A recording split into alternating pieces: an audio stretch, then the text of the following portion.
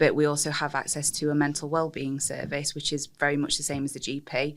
I can access that, my children can, my partner, and you just have the number. You can contact quote STAFFHUT again, and they give you your options, and you get to have experience with experienced counsellors and discuss any mental health issues you're struggling with. I think this is really important because my partner works away a lot, and I think mental health issues in men are very undervalued. They don't look at it.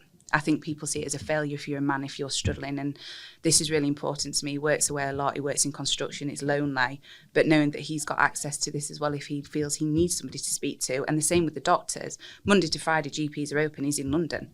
There's no local GP unless he comes back on a weekend. We don't want to be sat 8 hours in the walk-in centre. Wow. He can have access to the GP. If he's unwell, needs any antibiotics, anything like that, he can get them sent directly to his...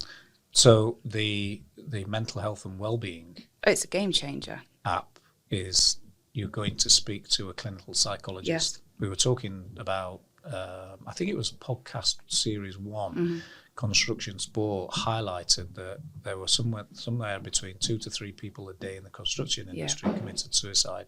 What you're saying here is, again, via the STAFFHUT app on the team member's phone, they can connect to, within seconds, to a clinical psychologist because that number is part of the employee benefit. Yeah, and I think it's a huge benefit, not just for me as an employee of STAFFHUT, but for my children, for my family, really, because I can share that benefit and support them as well, especially since everything that happened with COVID. I think from people's mental wellness aspect, I mean, my youngest was only 3 when we went into lockdown. She was told for 2 years that stay away from people, and then all of a sudden Freedom Day came and everything was okay, and she was like, Mummy, I don't want to go back to school. And I was like, so knowing that I've got that kind of support at my fingertips that I can share is really reassuring.